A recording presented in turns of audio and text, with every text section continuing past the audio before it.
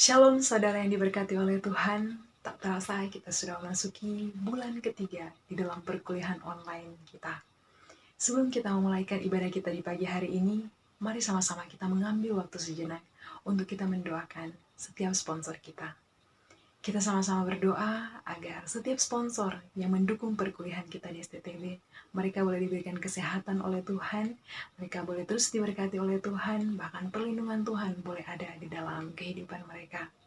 Kita berdoa juga agar mereka boleh diberikan kesabaran oleh Tuhan di dalam menghadapi pandemi virus corona ini. Dan biarlah kiranya berkat Tuhan boleh terus mengalir dalam kehidupan mereka. Mari sama-sama kita buka suara, kita berdoa. Tuhan Yesus Allah Bapa yang baik, kami bersyukur untuk setiap kasih dan kemurahan Tuhan yang tak pernah berkesudahan di dalam kehidupan kami. Di pagi hari ini Bapa, kami sama-sama berdoa untuk setiap sponsor yang mendukung perkuliahan kami selama di STTB. Kiranya Tuhan yang memberikan mereka kesehatan, kekuatan di dalam mereka menjalani kehidupan mereka, dan biarlah kiranya Bapa, perlindungan Tuhan boleh nyata di dalam kehidupan mereka. Kami rindu juga Tuhan Engkau memberikan mereka kesabaran di dalam menghadapi pandemi virus corona ini. Dan kiranya Bapa di dalam kesulitan, di dalam pergumulan, mereka boleh tetap menemukan Tuhan ada di sana. Tuhan ada menolong dan memberkati kehidupan mereka. Terima kasih Tuhan Yesus, kami rindu juga Bapa, Engkau terus menolong dan memberkati kehidupan mereka. Biarlah kiranya mereka terus boleh diberkati dan mereka juga boleh menjadi berkat bagi banyak orang. Terima kasih Tuhan Yesus, kami menyerahkan untuk setiap sponsor kami ke dalam tangan kasih-Mu. Biarlah kiranya Engkau yang terus menolong dan memelihara kehidupan mereka. Ini doa kami Bapa, di dalam nama Tuhan Yesus kami bersyukur dan berdoa. Haleluya. Amin. Sungguh sukacita yang luar biasa kalau di pagi hari ini kita masih boleh diberikan lagi satu kesempatan untuk kembali memuji dan memuliakan nama Tuhan. Namun sebelumnya, mari sama-sama kita bersaat teduh.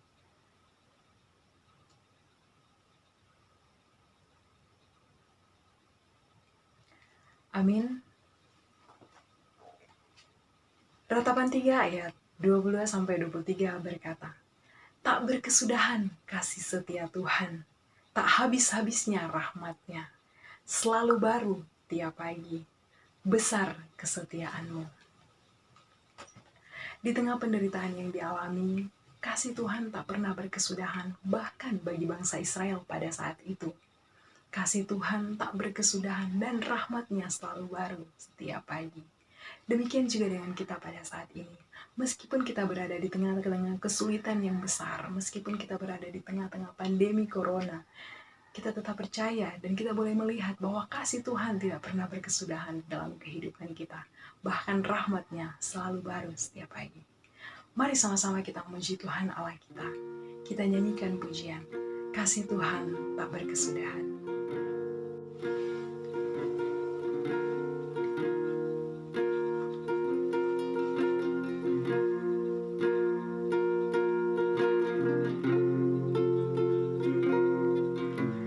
Kasih Tuhan tak berkesudahan,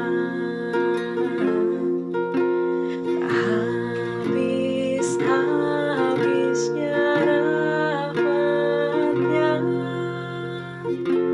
selalu baru tiap pagi, baru tiap pagi, besar setiamu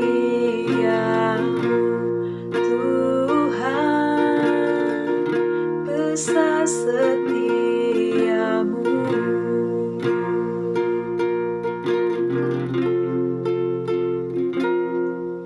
Kasih Tuhan tak berkesudahan, tak habis-habisnya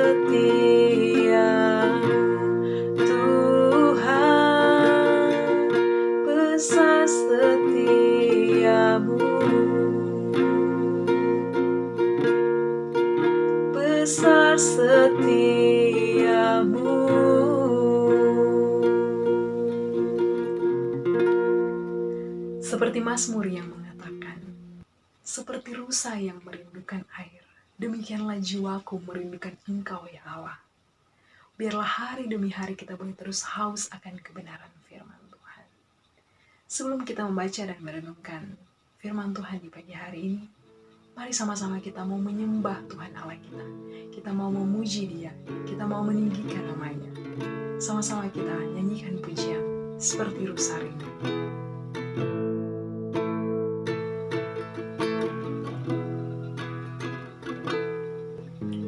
Seperti rusa rindu, sungaimu jiwaku rindu Engkau.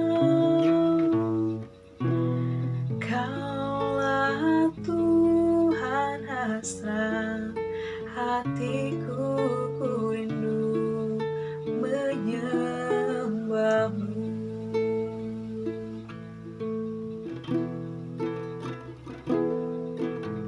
Seperti rusa rindu, sungaimu jiwaku rindu Engkau.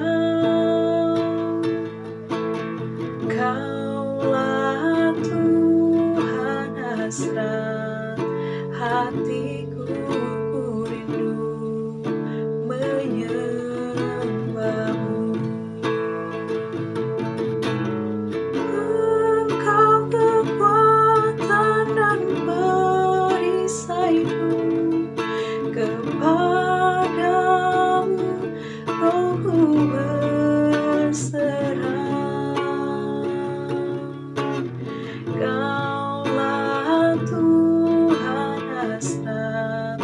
Hatiku ku rindu menyembahmu.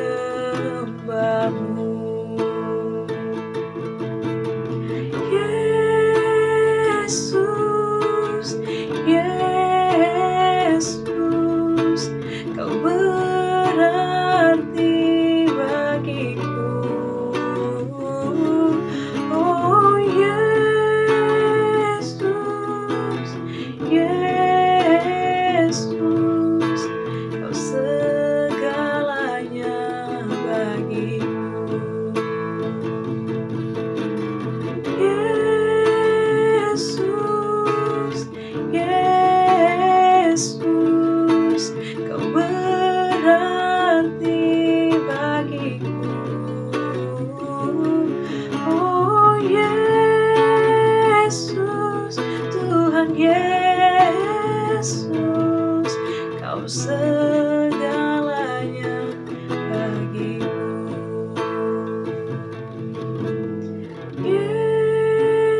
Yesus, Yesus, Kau berarti bagiku. Oh Yesus, Yesus, Kau segalanya bagiku. Kau segalanya bagiku. Rekan-rekan dan para dosen yang diberkati oleh Tuhan, mari sama-sama kita persiapkan hati dan pikiran kita untuk mendengarkan firman Tuhan yang akan disampaikan oleh hambanya, Ibu Grace Emilia. Shalom, Bapak Ibu, saudara-saudara, senang sekali bisa berjumpa kembali di chapel ini. Pada kali ini kita akan membahas mengenai topik formasi karakter. Ini sebetulnya adalah sebuah topik yang maha luas, karena itu secara khusus kali ini saya akan membahas mengenai membangun sukacita membentuk karakter. Saya akan menggunakan PowerPoint dalam prosesnya, jadi sesudah ini Bapak Ibu Saudara akan melihat kepada PowerPoint. Tapi sebelumnya marilah kita minta pertolongan Tuhan terlebih dahulu. Marilah kita berdoa. Tuhan yang hadir bersama kami di tempat ini, terima kasih untuk kesempatan kami bisa kembali belajar mengenai apa yang menjadi isi hati-Mu.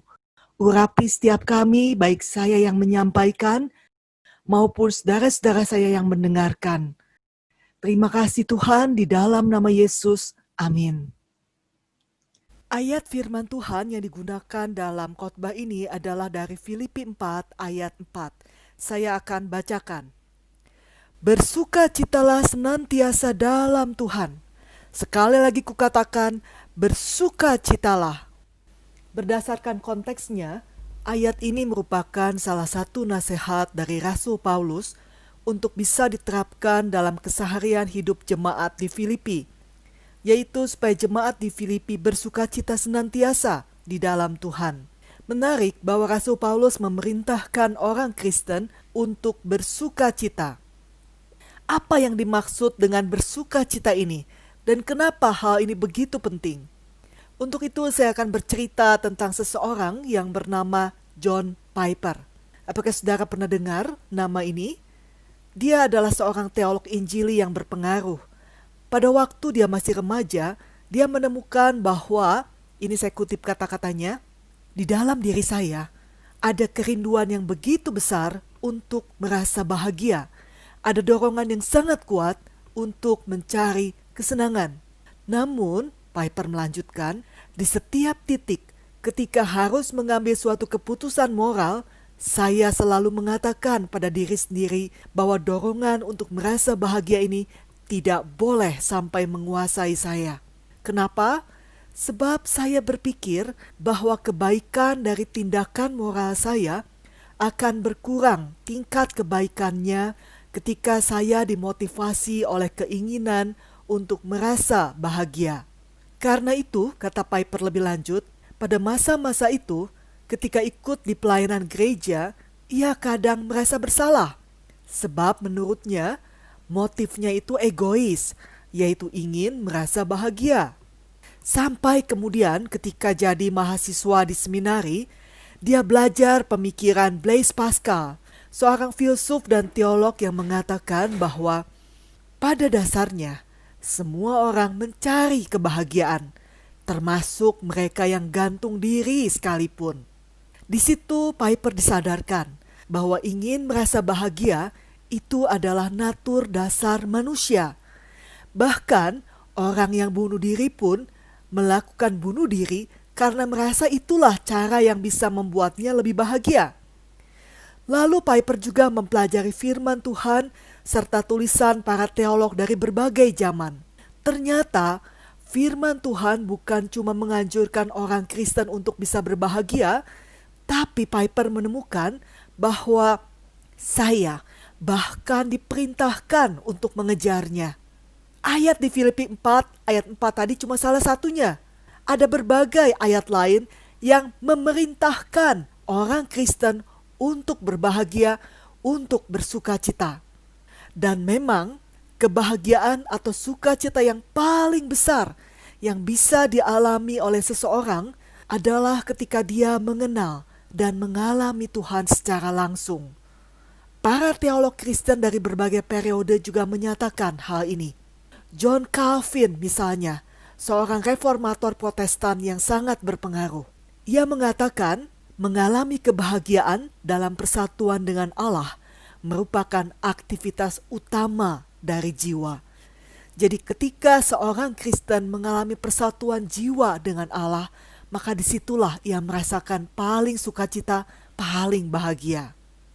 Lalu juga ada Charles Hodge, seorang teolog dari University of Princeton dari abad ke-19. Dia mengatakan, pengetahuan sejati tentang Kristus bukan hanya tentang memahami dia dengan rasio saja, tapi melibatkan perasaan yang berhubungan dengan pemujaan, sukacita, kerinduan, dan kepuasan. Menyadari kebenaran tentang hal ini, John Piper lalu membuat sebuah buku yang berjudul Desiring God, Merindukan Allah, di mana ia mengumumkan secara terbuka kepada publik bahwa saya adalah seorang hedonis Kristen. Ini adalah pernyataan yang menarik, karena biasanya hedonisme dan kaum hedonis itu berkonotasi negatif, karena merujuk pada mereka yang fokus hidupnya adalah bersenang-senang dan memuaskan diri dengan berbagai kesenangan. Tetapi Piper menekankan bahwa ia adalah hedonis Kristen. Ini berarti ia berfokus pada pengejaran kepuasan dan kebahagiaan di dalam Kristus.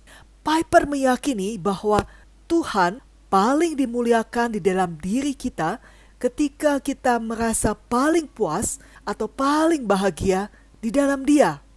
Piper juga lalu merujuk pada Jonathan Edwards, seorang gembala dan teolog Amerika dari abad ke-18 yang juga menjadi salah satu referensi utama Piper untuk memahami tentang hal ini. Akhir-akhir ini saya mendalami lebih banyak tentang teologinya Jonathan Edwards. Saya menemukan hal yang menarik ketika mempelajari tentang biografinya. Secara turun-temurun, Edward ini adalah keturunan orang Kristen. Kakeknya itu adalah gembala gereja berpengaruh di daerahnya, di masanya. Karena itu, sebagai keturunan orang Kristen yang turun-temurun hidup sebagai orang Kristen di keluarga Kristen, Edward berpikir bahwa tujuan dari kehidupan Kristen adalah memuliakan Allah dan melakukan hal-hal yang baik bagi sesama. Tapi yang menariknya, setahun kemudian terjadi pergeseran dalam teologi Edward yang bisa dilihat dalam karya-karya tulisnya. Dia kini menyatakan bahwa tujuan dari kehidupan Kristen adalah memuliakan Allah dengan sebanyak mungkin mendapatkan sukacita yang baik dan menguntungkan bagi dirinya yang diusahakan dengan segala kuasa, kekuatan, daya kemampuan, dan semangat. Jadi ada pergeseran dari tadinya melakukan hal-hal baik bagi sesama yang tentu saja tidak salah, tapi kini fokusnya justru seperti yang egois, yaitu mendapatkan sukacita yang baik dan menguntungkan bagi dirinya. Nah, kenapa bisa begitu? Karena Edward itu mengalami perjumpaan pribadi dengan Allah, dan hal itu memenuhi dirinya dengan kebahagiaan. Dan Edward menemukan bahwa memenuhi diri dengan sukacita, dengan kepuasan di dalam Tuhan, itu jauh lebih penting dari bekerja bagi Tuhan. Sebab kenapa? Ketika seorang Kristen berfokus pada sukacita sejati, ia mengalami rasa haus dan kerinduan yang membakar untuk bisa hidup secara utuh, yaitu untuk bisa menjadi semakin seperti gambaran Kristus. Jadi kalau seseorang bekerja bagi Tuhan, maka pada satu titik dia akan tidak tahan. Karena sumber kekuatan dan fokusnya adalah dari diri sendiri. Tetapi ketika seseorang mendapatkan sukacita yang dari Allah, maka fokusnya ketika dia bekerja itu adalah berdasarkan kekuatan yang dari Allah. Edward melihat bahwa sukacita semacam ini jugalah yang bisa mewujudkan kasih, kelemah lembutan, ketentraman, pengampunan, dan belas kasihan seperti yang terdapat di dalam Kristus. Edward lalu mengatakan, kalau orang memiliki sukacita di dalam Tuhan yang seperti ini, maka ia akan bisa bertahan dalam imannya, bahkan ketika harus menghadapi kesulitan, aniaya, atau persekusi. Saudara, akibat pandemi ini, saya sekarang jadi sering melihat berbagai tayangan YouTube. Ini sebuah kebiasaan baru yang dulu jarang sekali saya lakukan sebelum masa pandemi. Saya kemudian menemukan channel dari Saifuddin Ibrahim, seorang pakar perbandingan agama yang dulunya itu sangat membenci orang Kristen. Tapi kemudian Kristus menjumpainya dan kini ia menjadi seorang pendeta yang aktif memperkenalkan Kristus kemana-mana. Akibat dari perubahan ini, Saifuddin sampai 3 kali masuk penjara. Menarik sekali bahwa ternyata selama di penjara, ia bisa bertahan karena ia mengalami sukacita yang di dalam Tuhan itu. Mari kita lihat potongan pendek dari salah satu wawancara dengan beliau. Tapi di dalam penjara saya menemukan sukacita surgawi yang luar biasa. Luar biasa. Banyak kesempatan saya baca Alkitab justru di penjara. Dalam penjara, lebih dalam lagi. Lebih dalam lagi, lebih hebat lagi. Oh, bisa merenung bagaimana ratapan. Saya membaca, saya menangis. Jadi saudara lihat ya, di tengah persekusi yang sebetulnya tidak adil itu, Dia justru mengalami sukacita surgawi. Dan itulah yang menjadikan pendeta Saifuddin jadi begitu luar biasa. Memang sih Tuhan izinkan dia masuk penjara sampai 3 kali karena pasti ada maksud Tuhan di baliknya. Sebab ternyata di penjara itulah dia justru membawa jiwa-jiwa kepada Kristus dengan luar biasa. Di penjara pertama, dia membawa 18 orang kepada Kristus. Di penjara kedua, dia membawa 60 orang kepada Kristus. Dan ketika di penjara ketiga, dia membawa 120 orang kepada Kristus. Totalnya ada 198 orang napi yang mengenal Kristus melalui pelayanan pendeta Saifuddin selama dia di penjara. Dia lalu melatih para napi itu jadi mentor bagi mereka, termasuk ketika mereka sudah keluar, agar mereka bisa jadi penginjil bagi yang lain. Karena itulah sampai sekarang Pak Saifuddin ini dikenal sebagai gembala napi. Saya yakin saudara bahwa pendeta Saifuddin maupun orang-orang yang dia kenalkan kepada Kristus itu bisa jadi luar biasa, bukan karena mereka mendengar sebuah ide atau teori tentang Kristus, tapi karena mereka mengalami perjumpaan dengan Kristus melalui kuasa Allah Roh Kudus yang kemudian memenuhi diri mereka dengan kebahagiaan atau sukacita surgawi. Jadi pertama-tama sukacita itu diberikan sebagai anugerah ketika seseorang pertama mengenal Kristus. Tapi untuk selanjutnya, sukacita ini harus dibangun dengan sengaja karena Tuhan menginginkan persahabatan yang bersifat dua arah dengan kita. Semakin kita mengenal Dia dalam suatu persahabatan yang intim, semakin kita akan dipenuhi oleh sukacita itu. Caranya adalah dengan melalui apa yang oleh Jonathan Edwards disebut sebagai praktik latihan rohani. Atau kalau istilah lain di zaman sekarang, praktik disiplin rohani. Oh, ada banyak sekali wujud dari praktik latihan rohani atau disiplin rohani yang dalam prosesnya akan membentuk karakter orang Kristen menjadi semakin seperti Kristus. Saya sungguh berdoa agar kampus ini bisa menjadi tempat di mana saudara-saudara membangun persahabatan yang mendalam dengan Kristus, sehingga hidup saudara bisa dipenuhi oleh sukacita, oleh kepuasan, oleh kebahagiaan, agar saudara bisa berbuah dengan lebat bagi kemuliaan Allah. Amin. Marilah kita berdoa. Tuhan, terima kasih untuk kasih-Mu, sehingga kami dilayakkan untuk bisa hidup dengan penuh sukacita di dalam Engkau. Tolonglah setiap kami Tuhan, supaya kami bisa membangun sukacita dan kepuasan di dalam Engkau ini, di dalam kehidupan kami sehari-hari. Jika ada di antara kami yang mengalami kekeringan, sehingga hidup kami jauh dari sukacita ini, saya memohon pertolongan-Mu, supaya kami bisa dipenuhi kembali secara berlimpah oleh sukacita-Mu ini. Mampukan kami agar kami bisa merindukan Engkau dengan sepenuh hati kami dan menjalin persahabatan yang dalam denganmu. Tolonglah kami Tuhan, kasihanilah kami. Di dalam nama Yesus kami bersyukur dan memohon. Amin. Saya kembalikan kepada pemimpin ibadah. Terima kasih. Bersyukur untuk firman yang boleh sama-sama kita dengarkan. Biarlah kita boleh terus belajar dan bertumbuh lewat setiap firman yang kita baca dan renungkan. Mari saya ajak kita semua untuk mengambil waktu teduh.